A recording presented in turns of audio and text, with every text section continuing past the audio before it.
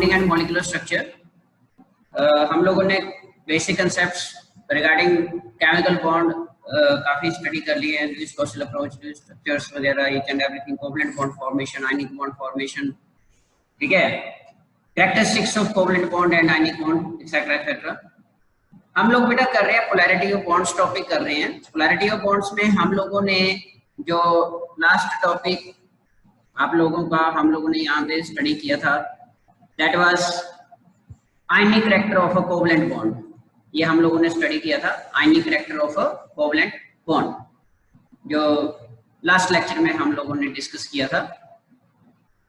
आज हम नेक्स्ट इसी से एक नेक्स्ट टॉपिक है, मतलब इसी का लास्ट लेक्चर में हम लोगों ने डिस्कस किया था आपका आयनिक कैरेक्टर ऑफ कोवलेंट बॉन्ड, जिसमें हमने डाइपोल मूवमेंट कंसेप्ट को स्टडी किया था। पोलैरिटी ऑफ बॉन्ड्स में आयनिक character of covalent bond, dipole movement को हम लोगों ने स्टडी किया था कि किस तरह से एक जो कोवलेंट बॉन्ड होता है उसके ऊपर आयनिक कैरेक्टर कैसे अपीयर होता है, अराइज कैसे होता है, वो किस तरह से एक नॉन पोलर बॉन्ड जो है वो पोलैरिटी अटेन करता है। ये हम लोगों ने लास्ट लेक्चर में डिस्कस किया था। आज हम लोग इसी का सेकंड पार्ट डिस्कस करेंगे, that is covalent character of ionic bond. Covalent character of ionic bond, तो जैसे कि हम लोगों ने बेटा ऑलरेडी डिस्कस किया भी था कि एक्चुअली होता क्या है, कोई भी पर्टिकुलर केमिकल बॉन्ड जो है वो ना तो 100% कोवलेंट होता है, ना ही 100% आयनिक होता है। ये हम लोग ऑलरेडी डिस्कस कर चुके हैं, लास्ट लेक्चर्स में हम लोगों ने ये डिस्कस किया था। जिस तरह से polarity of covalent bond means ionic character of covalent bond को डाइपोल मूवमेंट के विद रिस्पेक्ट टू एक्सप्लेन किया जाता है। अगर डाइपोल मूवमेंट आपकी ग्रेटर देन 0 रहती है वहां पे, तो उस केस में हम बोल देते हैं कि वहां पे आयनिक कैरेक्टर एग्जिस्ट करता है, मींस टू से आपका जो कोवलेंट बॉन्ड है वो पोलर कोवलेंट बॉन्ड है। और उसके रिगार्डिंग हम लोगों ने मैथमेटिकल भी किया था थोड़ा सा, और थ्योरेटिकल कंसेप्ट भी डिस्कस किया था रिगार्डिंग द बॉन्ड पोलैरिटी, जिसमें हमने बॉन्ड डाइपोल्स के अकॉर्डिंगली एक नेट रिजल्टेंट डाइपोल कैसे फाइंड आउट करते हैं, उसके विद रिस्पेक्ट टू किस तरह से हम पोलैरिटी ऑफ बॉन्ड को एक्सप्लेन करते हैं, वो हम लोगों ने डिस्कस किया था लास्ट लेक्चर में। आज हम लोग डिस्कस करेंगे covalent character of ionic bond. Covalent character of ionic bond को डिस्कस करने के लिए एक मोस्ट इंपॉर्टेंट फैक्टर दिया गया था, मोस्ट इंपॉर्टेंट कंसेप्ट इंट्रोड्यूस करवाया गया था, जिसको बोला गया पोलराइजेशन इफेक्ट। पोलराइजेशन इफेक्ट, ये जो पोलराइजेशन इफेक्ट होता है ये एक्चुअली अपीयर होता है जब एक पर्टिकुलर कैटायन और एनायन एक दूसरे को अप्रोच करते हैं। हम लोगों ने बेटा ऑलरेडी डिस्कस किया हुआ है कि किस तरह से आयनिक बॉन्ड कैसे फॉर्म होता है, एनायंस कैटायन कैसे फॉर्म होते हैं, कैसे इंटरेक्शन सेटअप होती है, ये सारी चीजें। अब जैसे ही आपके जो इंटरेक्शन सेटअप होती हैं between the cation and anion, उसी समय उनके जो इलेक्ट्रॉन क्लाउड्स होते हैं, स्पेशली एनायन का जो इलेक्ट्रॉन क्लाउड होता है वो डिस्टर्ब होना स्टार्ट हो जाता है, means it starts attracting towards the cation। और उसी दौरान एक जो electron cloud of the anion है वो डिस्टॉर्ट हो जाता है। डिस्टॉर्ट इन द सेंस, कहने का मतलब ये है कि वो डिस्टर्ब हो जाता है एक तरह से, और इलेक्ट्रॉन क्लाउड जो है that gets shift towards the cation. Cation की तरफ वो शिफ्ट कर जाता है इलेक्ट्रॉन क्लाउड जो रहता है एनायन का, due to strong interactions, nuclear charge ज्यादा होने की वजह से। इसका न्यूक्लियर चार्ज, आपके कैटायन का न्यूक्लियर चार्ज। तो ये हम लोग इस तरह से डिस्कस करेंगे, और इसको दिया गया था, इंट्रोड्यूस करवाया गया था फजान के द्वारा। ये साइंटिस्ट थे फजान, जिन्होंने कुछ certain rules and regulations provide करवाए थे कि under which condition this polarisation takes place and how it gets affected by various factors like size, charge on the ions etcetera etcetera. तो ये हम लोग आज डिटेल में डिस्कस करेंगे इसके बारे में। तो ये सारा वही है, जैसे just all the covalent bonds have some partial ionic character, the ionic bond also have partial covalent character. क्या होता है, when ions and cations approach each other valence shell of anions are pulled towards the cation, जैसे कि मैंने बोला ही है कि जो इलेक्ट्रॉन क्लाउड होता है एनाइन का वो टुवर्ड्स द कैटायन अट्रैक्ट होना शुरू कर देता है ड्यू टू कूलम्बिक इंटरेक्शंस की वजह से, और इस वजह से तो शेप ऑफ एनाइन जो होती है वो डिफॉर्म्ड हो जाती है, shape of anion gets deformed, deformation of the shape हो जाती है यहाँ पे, ठीक है। और ये फिनोमेना जो रहता है the phenomena of deformation of anion, या आप ये भी कह सकते हैं the phenomena of deformation of the electron cloud of the anion by a cation is known as polarisation, ठीक है। And the ability of cation to polarise, cation की ability to distort, to deform the electron cloud present on the anion, ठीक है, that is known as polarising power of the cation, वो उस cation की polarising power कहलाती है।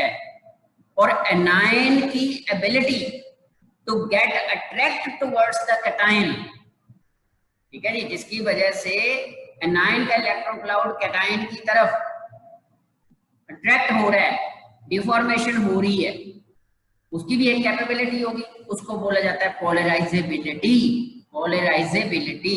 ये अभी हम लोग डेफिनेशन डिस्कस करेंगे। तो यहाँ पे आप देख सकते हो ये एक तरह से समरी है, polarisation of anion by cation. वहां पे आप देख सकते हो बेटा ये आपका कैटायन है, ठीक है, ये एनाइन है, ठीक है, size of cation always smaller than A9, हम लोग पढ़ के आए हैं, 3rd यूनिट में किया था।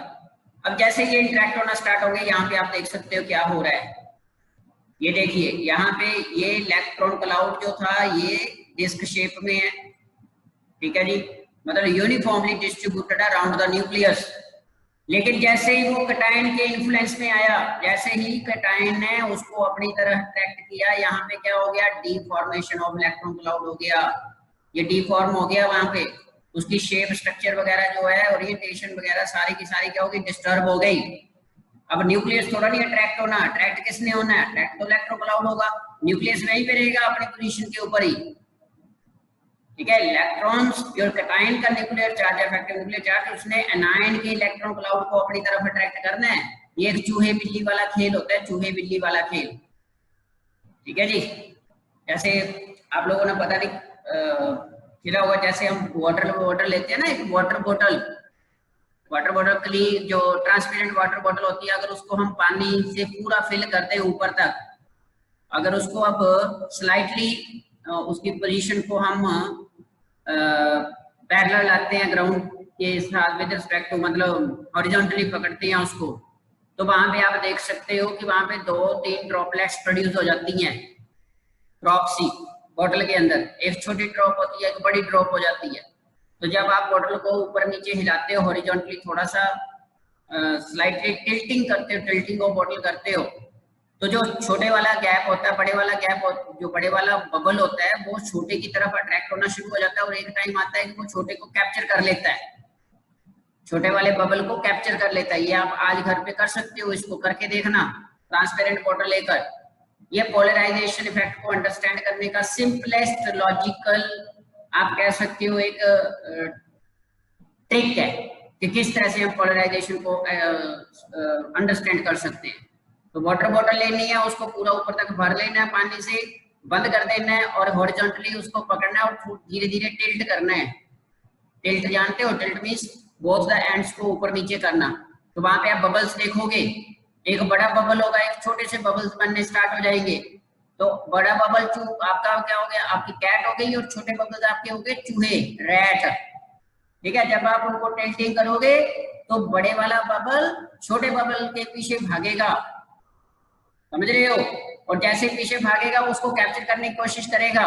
एक टाइम ऐसे आएगा जब छोटे वाला बबल बड़े वाले बबल में मिक्सअप हो जाए। यही सेम है, इस तरह से 2 बबल बनेंगे, एक बड़ा बबल एक छोटा बबल, ठीक है।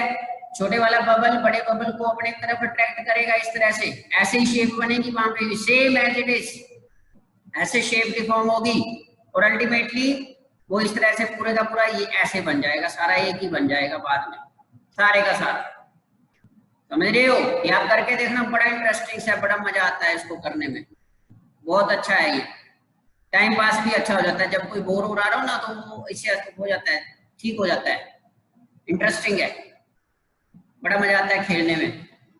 चूहे बिल्ली का खेल खेल बोलते हैं इसको बोतल के साथ। तो इस तरह से ये deformation of the electron cloud of anionic species, anionic species का इलेक्ट्रॉन क्लाउड जो है वो डिफॉर्म हो जाता है, और जितनी ज्यादा डिफॉर्मेशन होगी मींस पोलराइजेशन उतनी ही ज्यादा होगी, और जितनी ज्यादा पोलराइजेशन होगी कोवलेंट करैक्टर उतना ही ज्यादा राइज होता जाएगा। क्यों? क्योंकि बेटा सिंपल सी बात है, इलेक्ट्रॉन क्लाउड एक तरह से क्या हो गया, सेंटर में प्रेजेंट हो गया। मतलब इस तरह से अपीयरेंस होनी स्टार्ट हो जाती है कि जो पॉजिटिव एंड नेगेटिव चार्जेस होते हैं वो एक तरह से खत्म हो जाते हैं। इस तरह से आप देख सकते हो यहाँ पे ये वाली चीज, ये तो कोवलेंट करैक्टर ग्रेजुअली इंक्रीज करता जाता है एंड तक। इसको फजान ने डिस्कस किया था और उसने कुछ रूल्स दिए थे इसके लिए, जिनको बोला जाता है Fazan rules.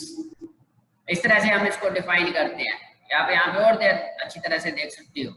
So polarization of ionic bond means distortion of the electron cloud of an anion towards a cation by the influence of the electric field of the cation. Clear? और polarization of ionic bond क्या, वहां पे result क्या निकलता है, उसका influence क्या पड़ता है पोलराइजेशन का, with covalent character. That is, it produces covalent character in that particular ionic bond. यहाँ पे आप देख सकते हो अगेन शो किया हुआ है, ये प्योरली आयनिक पेयर है। जैसे अट्रैक्शन स्टार्ट हुई, अब एक्चुअली जो इलेक्ट्रॉन डिस्ट्रीब्यूशन थी वो इस तरह से टोटल लाइन के साथ जो शो की हुई है ऐसे थी, लेकिन अट्रैक्शन होने के बाद ये क्या हो गया, डिफॉर्मेशन होगी, इसकी इलेक्ट्रॉन क्लाउड की डिफॉर्मेशन हो गई। जो कैट है वो चूहे के पीछे भागना स्टार्ट हो गई, रैट के पीछे भाग रही है आपको उसको कैप्चर करने के लिए, और अल्टीमेटली कैप्चर कर लिया, और उस तरह से आपका कोवलेंट बॉन्डिंग जो है टेक्स प्लेस हो गई। जैसे कैप्चर हुआ मींस टू से आयनिक करैक्टर कम हो गया, कोवलेंट करैक्टर बढ़ गया वहां पे। आप इस तरह से इस चीज को एक्सप्लेन करोगे, ठीक है जी। इस तरह से आप लोग इसको डिस्कस करते हो। Similarly so partial covalent character of ionic bond was discussed by Fajans. ये कुछ रूल्स थे, ठीक है जी। रूल्स ये ऐसे भी लिख सकते हो आप, ठीक है, मैंने 2-3 तरह से दिए हुए हैं, जैसे आपको इजी लगता है वो आप कर सकते हो। क्या रूल थे, smaller the size of the cation and larger the size of the ion the greater the covalent character of ionic bond. बड़ी सिंपल सी बात है। देखो कैटायन का साइज जितना ज्यादा स्मॉल होगा, जो इफेक्टिव न्यूक्लियर चार्ज होगा वो उतना ही ज्यादा होगा, ठीक है। मतलब nuclear charge acting on the balance electron उतना ज्यादा होगा, वो इतना ज्यादा होगा कि उसके इर्द गिर्द भी अगर कोई दूसरे स्पीशी का इलेक्ट्रॉन क्लाउड आता है तो उसको भी अपने तरफ अट्रैक्ट कर लेगा। ये बात बोली जा रही है यहाँ पे, smaller the size of the cation और दूसरी तरफ larger the size of the ion. Ion का साइज जितना ज्यादा लार्जर होगा इलेक्ट्रॉन क्लाउड उतना ज्यादा स्प्रेड आउट होगा वहां पे, ठीक है। उसका अपना जो न्यूक्लियर चार्ज उतना ही कम होगा, वो दूसरे की तरफ दूसरी अट्रैक्शन जो ऊपर से कैटायन की अट्रैक्शन हो रही है उसकी तरफ ज्यादा जल्दी इंटरेक्ट हो जाएगा। डिफॉर्मेशन ऑफ इलेक्ट्रॉन क्लाउड बहुत जल्दी टेक्स प्लेस हो जाएगी, और उस वजह से वहां पे कोवलेंट करैक्टर जो है वो इंक्रीज कर जाएगा due to higher polarisation. Polarisation ज्यादा इंक्रीज कर जाती है वहां पे। First thing. Second, greater the charge on the cation greater the covalent character of ionic bond. क्यों? क्योंकि हम ऑलरेडी करके आए हैं बेटा, पॉजिटिव चार्ज जितना ज्यादा होगा साइज उतना ज्यादा स्मॉलर होता जाता है। Greater the positive charge on a species, higher is the greater the charge, higher is the nuclear attraction and smaller will be the size of that species। और जितना ज्यादा कैटायन का साइज स्मॉलर होगा covalent character उतना ही high रहेगा। Similarly for cations of the same size, अगर मान लीजिए सेम साइज के कैटायंस है, ठीक है, चार्ज एंड साइज सेम है, तो उसमें इलेक्ट्रॉनिक कॉन्फ़िगरेशन फैक्टर एक्ट करना स्टार्ट कर जाता है। तो उसमें ध्यान रखना है कि इलेक्ट्रॉनिक वो कैटायन जिसमें इलेक्ट्रॉनिक कॉन्फ़िगरेशन n-1dn NS0 है, टिपिकल ऑफ ट्रांजिशन मेटल जिसको हम बोलते हैं, मतलब ट्रांजिशन मेटल आयन है एक कोई, तो वो ज्यादा पोलराइजेशन करेगा, is more polarising than the one with the noble gas configuration NS2np6। मतलब वहां पे n-1dn वाला, मतलब अगर कोई transition metal D block element का कोई कैटायन है तो उसके इसमें उसका जो पोलराइजेशन होगी वो ज्यादा होगी, उसकी पोलराइजिंग पावर जो होगी वो ज्यादा होगी उस केस में। So typical of as compare to other, जैसे अल्कली मेटल हो गई या अल्किलाइन अर्थ मेटल्स होगी जिनकी नोबल गैस कोर होती है। तो एक तो ये है आपके पास एक्सप्लेन करने के लिए फजान रूल्स। इसके अलावा एक और बड़ा मतलब इजीली हम लोग और इसको डिफाइन कर सकते हैं, जैसे ये है दैट इज पोलराइजिंग पावर और पोलराइजेबिलिटी, जिसको हमने बोला था hence formation of covalent bond कैसे, और ये वाले सारे फैक्टर यही हैं सारे के सारे, ये फजान रूल्स ही हैं। स्मॉल पॉजिटिव आयन मतलब कैटायन का size small due to greater concentration of positive charge on small area, क्या होगा, smaller cation has higher polarising power, क्योंकि अट्रैक्शन उतनी ज्यादा होगी बेटा। This explains why lithium chloride is more covalent than KCl। ये क्वेश्चंस आने स्टार्ट हो गए बेटा, ये क्वेश्चंस हैं। Explain why lithium chloride is more covalent than potassium chloride. कारण क्या है, लिथियम का साइज स्मॉल होता है, ये ग्रेटर पोलराइजेशन कॉज करता है एज कंपेयर टू पोटेशियम, याद है। आए लव ना करवाए रब किसे फरेबी नाल, ये वाला रब रुबिडियम किसे सीजियम फरेबी फ्रेंशियम। तो टॉप टू बॉटम क्या होता है, हम चलो इसकी तो बात ही रहने दो, ये तो हाइड्रोजन है तो बाहर रहने दो। लिथियम फर्स्ट एलिमेंट है ग्रुप 1 का एल्कली मेटल का, तो फर्स्ट एलिमेंट है तो स्मॉलर साइज होता है इसका, ठीक है जी। और पोटेशियम थर्ड एलिमेंट है एल्कली मेटल का, तो उसका साइज बड़ा होगा। So smaller the size, higher is the polarizing power and greater is the covalent character. That's why lithium chloride is more covalent than potassium chloride. In this way, you can explain the concept. Smaller the size of the cation, greater will be the polarizing power. क्योंकि attraction उतनी ज्यादा होगी, effective nuclear charge उतना ही ज्यादा होगा, वो chloride ion के इलेक्ट्रोक्लाउड को उतना ही ज्यादा डिस्टर्ब करेगा। और जितनी ज्यादा डिस्टर्बेंस होगी, जितनी ज्यादा deformation of the electron cloud of anion होगी, कोवलेंट कैरेक्टर बेटा उतना ही ज्यादा होगा। सिमिलरली नेक्स्ट केस में larger negative ion, larger negative ion means larger the ion greater is the polarisability, वो तो अंडरस्टूड ही है। जैसे मैंने अभी बताया एनायन का साइज ज्यादा है, इलेक्ट्रोक्लाउड बहुत ज्यादा स्प्रेड आउट हुआ होगा, उसका अपना जो अट्रैक्शन है न्यूक्लियर अट्रैक्शन वो कम होगी, और दूसरी तरफ कैटायन उसको इजीली अट्रैक्ट कर सकता है। उस केस में ये रहता है greater is polarisability, susceptibility to get polarise, capability to get polarise, इसको कहते हैं power to get polarise in the presence of under the influence of cation. So it is due to the fact that outer electrons of large anion are loosely held and hence can be more easily pulled out by the cation. और यही कारण है second question, why iodides among halides are most covalent in nature. बेटा क्योंकि simple सी बात है, finally CBI arrested halogens, chlorine, chlorine, bromine, iodine, आगे astatine. तो ये देखिए हेलोजन से ग्रुप 17 एलिमेंट्स, फर्स्ट एलिमेंट होता है फ्लोरीन, आयोडीन लास्ट एलिमेंट है, तो आयोडाइड आयन क्या होंगे, लार्ज साइज होंगे वहां पे। अगर आयोडाइड आयन लार्ज साइज है तो इनकी पोलराइजेबिलिटी क्या रहेगी, हाई रहेगी। यही कारण है कि जो आयोडाइड्स होते हैं, कोई भी आयोडाइड कोई भी मेटालिक हैलाइड्स में जो मेटालिक आयोडाइड होंगे वो ज्यादा कोवलेंट कैरेक्टर शो करते हैं as compare to bromide, chloride और फ्लोराइड्स। इस तरह से आप इसको एक्सप्लेन करोगे बेटा। इसी तरह से large charge on either of the two ions, ये तो अंडरस्टूड मैंने बताया ही है। Greater the charge, greater the positive charge, smaller is the size, higher will be the polarising power. Greater the negative charge, larger will be the size and higher will be the polarizability and hence greater will be the covalent character. और कोवलेंस जो है increase करता है इस तरह से, Na positive, Cl negative, Mg2 positive, Cl2 negative, aluminium 3 positive, Cl3 negative, इस तरह से ये आपके पास चलता जाता है। ठीक है जी, ऐसे आप लोग डिस्कस करोगे। ये कंपाउंड है, याद रखना है, अलग अलग नहीं है, कंपाउंड है ये कंपाउंड है, ये वाले कंपाउंड है बेटू, इसको ध्यान रखना है। NaCl की बात हो रही है यहाँ पे, आगे मैग्नीशियम क्लोराइड की बात हो रही है MgCl2, उसके बाद एल्यूमिनियम क्लोराइड की बात हो रही है AlCl3। ठीक है जी, तो कोवलेंट कैरेक्टर इस तरह से इंक्रीज करता जाता है। सबसे कम किसका होगा, NaCl का। अगर साइन डालने हैं ना इनमें, अगर साइन डालने हैं तो साइन कौन से डालेंगे, चलो मैं डाल ही देता हूँ, बाद में फिर कहोगे पता नहीं लगा सर हमें। तो यहाँ पे साइन कौन से डालेंगे, ये वाले डालेंगे, ये वाले। लेस देन इंक्रीजिंग ऑर्डर लिखना है। इंक्रीजिंग ऑर्डर जानते हो, 1 2 3 4 इस तरह से जैसे हम करते हैं, इस तरह से हम लोग इसको डिस्कस करते हैं सारे के सारे को। तो आप इस तरह से इसको लिख सकते हो। इलेक्ट्रॉनिक कॉन्फ़िगरेशन के बारे में मैंने ऑलरेडी आपको बताया है, ठीक है जी। For the 2 coins of same size and charge, one of the pseudo novel gas configuration, no pseudo noble gas configuration, याद रखना है स्यूटो की बात हो रही है। स्यूटो मतलब नकदी नोबल गैस की तरह ही है, लेकिन होती नहीं है noble gas. Pseudo noble gas configuration than a cation with noble gas configuration will be more polarizing।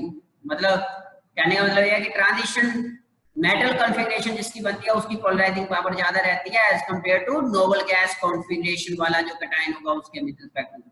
यही कारण है कि जो कॉपर 1 क्लोराइड होता है वो more covalent than sodium chloride, although copper ions की बॉन्ड लेंथ 0.96 एंगस्ट्रॉम और सोडियम आयंस की 0.95 angstrom have same size and charge रहता है इनके ऊपर। तो इसके पीछे का जो कारण है ये यही है, ये मोस्ट इंपोर्टेंट है। यहाँ से रीजनिंग क्वेश्चन बनते हैं, इसको अच्छी तरह से कर लेना है thoroughly. This is very very important. दो बच्चे छोड़ के चले गए, 49 रह गए, पता नहीं क्या प्रॉब्लम है इन बच्चों को। सो नेक्स्ट आपके पास आता है dielectric constant. Dielectric constant means polar medium is high. जो पोलर स्पीशीज होते हैं उनका डाइलेक्ट्रिक कांस्टेंट ज्यादा रहता है उस केस में, और polar medium due to high dielectric constant polarisation does not occur. क्योंकि ऑलरेडी पोलराइजेशन, अगर ऑलरेडी वहां पे आपका पोलर मीडियम है, ठीक है, तो उस केस में जो आपका जो पोलराइजेशन होगी वो टेक्स प्लेस नहीं करेगी, कहते हैं। लेकिन नॉन पोलर मीडियम है अगर, तो वहां पे डाइलेक्ट्रिक कांस्टेंट क्या होगा, लो होगा, उसमें पोलराइजेशन इजीली टेक्स प्लेस कर जाएगी। इस तरह से आप इसको डिफाइन कर सकते हो, ठीक है जी। ये रहता है, इस तरह से आप इसको डिफाइन करोगे। डाइलेक्ट्रिक कांस्टेंट होता क्या है वैसे, रेशियो होती है ये permittivity of a substance to the permittivity of free space. इस तरह से हम लोग इसको डिस्कस करते हैं। एक्सप्रेशन होता है to extend to which a material concentrates electric flux. Physics में आप लोगों ने पढ़ा होगा, ये फिजिक्स का टॉपिक है वैसे, ठीक है। And is electrical equivalent of relative magnetic permeability. इस तरह से आप इसको डिफाइन कर सकते हो। बट हमने तो सीधा मतलब यहाँ पे अगर आप इलेक्ट्रिक कांस्टेंट वर्ड आपको डिफिकल्ट लग रहा है तो आप सीधा भी कह सकते हो, polar and non polar direct भी यूज कर सकते हो।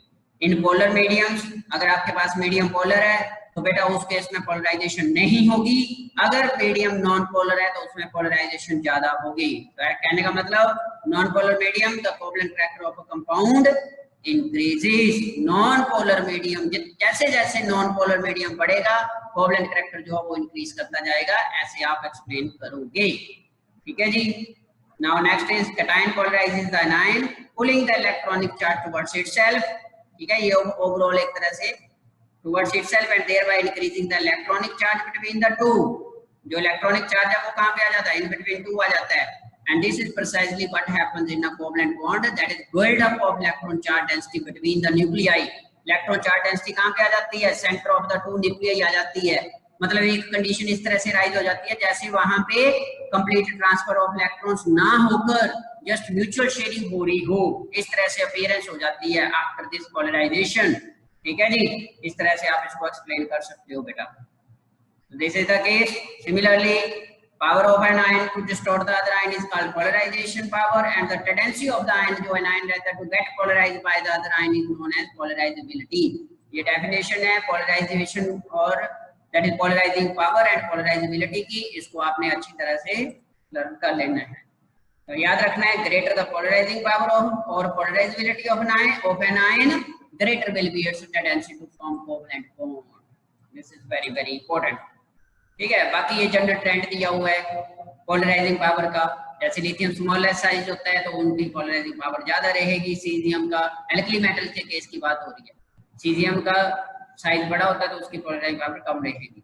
तो कोवलेंट कैरेक्टर इस तरह से वेरी करता है। ये सारे रीजनिंग क्वेश्चन आते हैं बेटा, इनको ढंग से अच्छी तरह से डिस्कस कर लेना आप लोगों ने, थॉरोली पढ़ लेना है, ठीक है जी।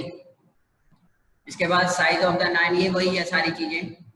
सिंपल सिंपल वर्ड्स में मैंने एक्सप्लेन किया हुआ, जो जिसको जितना इजी लगता है वो उठा के पढ़ ले, ठीक है। ये आगे आता है लास्ट टॉपिक है परसेंटेज आयनिक करैक्टर। जैसे मैं कल बोल रहा था ना कि न्यूमेरिकल्स आते हैं, percentage ionic character find out करना किसी भी पर्टिकुलर केमिकल बॉन्ड में, चाहे वो कोवलेंट बॉन्ड है या आयनिक बॉन्ड है, तो उस केस में तो every ionic compound having some percentage of covalent character according to Fajan rules. जो भी आयनिक कंपाउंड होते हैं वहां पे कुछ कोवलेंट करैक्टर होता है, और जो आयनिक करैक्टर होता है percentage of ionic character in a compound having some covalent character can be calculated by this equation. आप इस इक्वेशन को देख सकते हो। परसेंटेज आयनिक करैक्टर जो रहेगा, ठीक है जी, वो रहेगा ऑब्जर्व्ड डायपोल मोमेंट कितनी है वहां पे, divided by that is the ratio of the observed dipole moment to that of the calculated dipole moment assuming 100% ionic bond, ठीक है जी, मल्टीप्लाई बाय 100। तो ये सिंपलेस्ट फॉर्मूला लेता है परसेंटेज आयनिक करैक्टर को बेटा फाइंड आउट करने के लिए, ठीक है। ये आपके पास दो एग्जांपल दी हुई है, इनको अच्छी तरह से पढ़ लेना है। जैसे ये है डायपोल मोमेंट KCl की गिवन है 3.336 into 10⁻⁻29 coulomb metre, which indicate that is highly polar molecule। Dipole moment given है, म्यू की value, interatomic distance between K positive and Cl negative, D की वैल्यू गिवन है 2.6 into 10⁻⁻10 मीटर। पूछा क्या जा रहा है, calculate the dipole moment of KCl molecule कब, if there were opposite charges of one fundamental unit located at each nucleus, ठीक है। Calculate the percentage ionic character, क्या करेंगे, फार्मूला लगा देंगे डायपोल मोमेंट का, mu is equal to E into the charge into distance of separation of charges. किया था ना कल यस्टरडे लास्ट लेक्चर में। डायपोल मोमेंट क्या होती है, the product of the magnitude of the charge multiplied by the distance of the separation between the charges. तो KCl के लिए D is equal to distance of separation, जो potassium chloride के लिए आपको दिया हुआ है 2.6 into 10⁻⁻10 मीटर, ठीक है। तो complete separation of unit charge, for complete separation of unit charge E की वैल्यू की चार्ज क्या होता है 1.602 into 10⁻⁻19 कूलम रहता है, ठीक है जी, जो यूनिट चार्ज की वैल्यू होती है।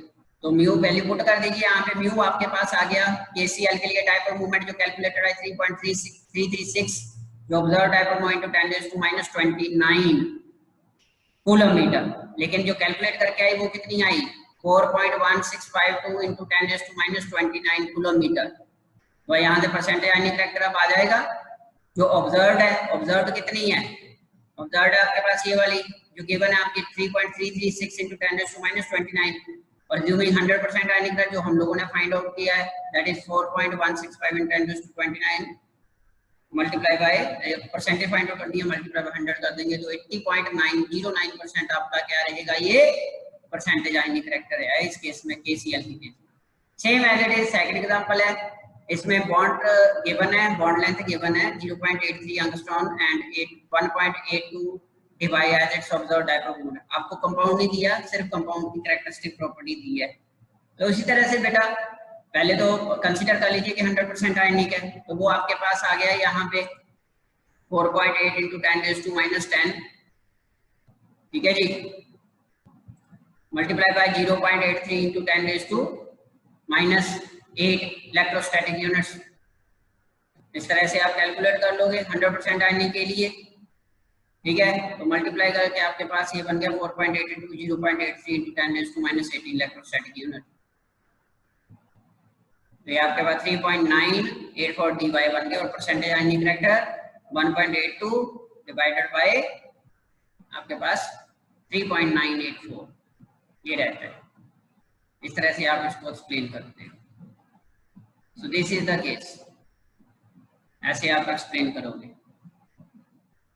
ठीक है जी।